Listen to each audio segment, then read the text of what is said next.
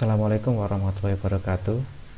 Eh, saya akan membahas tentang metodologi dan juga pembahasan yang disampaikan pada paper ini. Yang pertama, metodologi yang digunakan ini yang peneliti ini menggunakan model DD. Jadi DD itu singkatan dari, di sini di karena bahasa Inggris ya. Jadi DD itu kalau yang kita lihat di atas, DD itu dari kata different indifferent sama saya. Jadi ada modelnya DD. Nah, berikut model yang disajikan oleh peneliti.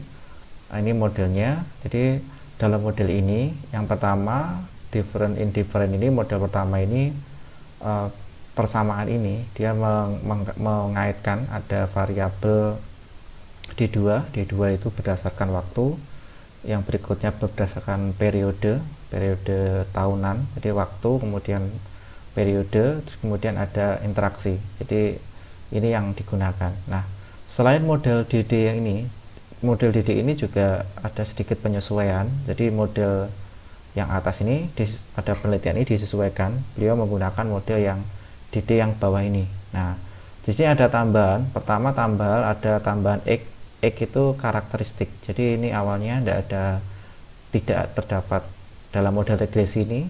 Beliau di penelitian ini ada penambahan karakteristik rural, karakteristik warga masyarakat pedesaan. Kemudian ada sehingga sisanya atau errornya itu akan ada dua. Yang pertama, error akibat dari ada tambahan variabel karakteristik masyarakat desa. Kemudian U itu error sisa error yang ini. Jadi sisa error dari model yang selanjutnya. Nah, kemudian kita masuk ke dalam pembahasan. Ini mungkin tidak saya jelaskan karena insya Allah sudah paham sendiri. Jadi ada survei, area, dan sumber data bisa dibaca. Sample selection, ini model sampelnya seperti ini. Dari sini mungkin yang bisa diperoleh bahwa ada 140 itu non klien.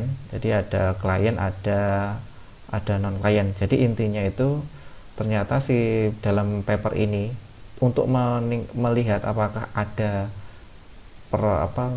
penaikan pendapatan itu dengan cara membandingkan yang klien itu yang menggunakan program microfinance dibandingkan dengan yang non klien yang tidak menggunakan microfinance, yang klien menggunakan microfinance Islam, yang non klien yang tidak menggunakan microfinance Islam. Jadi ada dua jenis microfinance yang akan dibandingkan. Jadi secara umum respondennya itu yang pertama itu datanya itu dari yang mengikuti program microfinance Islam, terus kemudian klien yang berikutnya yang tidak mengikuti microfinance Islam. Jadi kurang lebih yang tidak mengikuti microfinance Islam di desa ada 140 yang diambil, sedangkan yang menggunakan microfinance Islam ini kurang lebih ada kalau enggak 112 ya 162.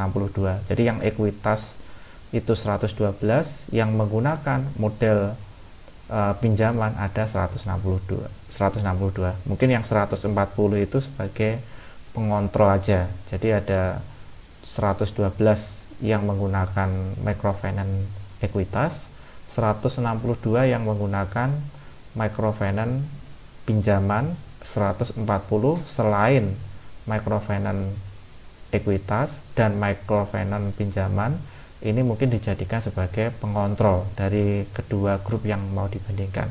Nah, dari sini apa yang bisa diperoleh? Kita yang pertama, dari data yang ada di sini diperoleh ini ada beberapa singkatan yang nanti ada singkatan RHI, I-nya itu dari kata income, jadi pemasukan warga.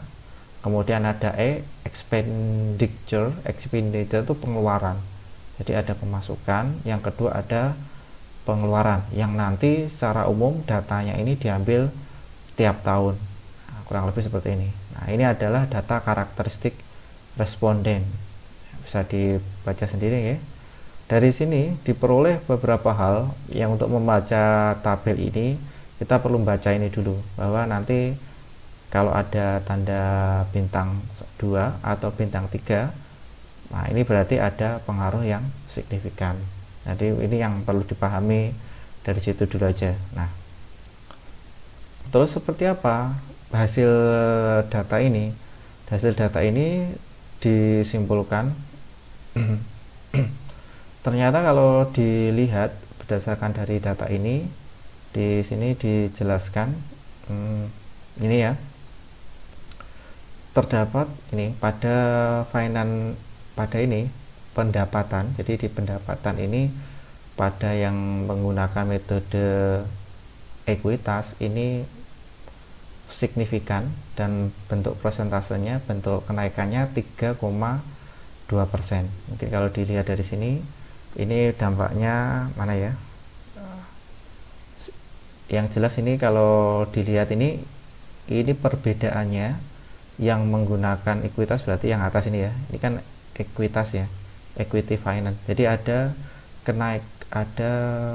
kenaikan. Jadi mulai tahun ini ada kenaikan signifikan, ini signifikan.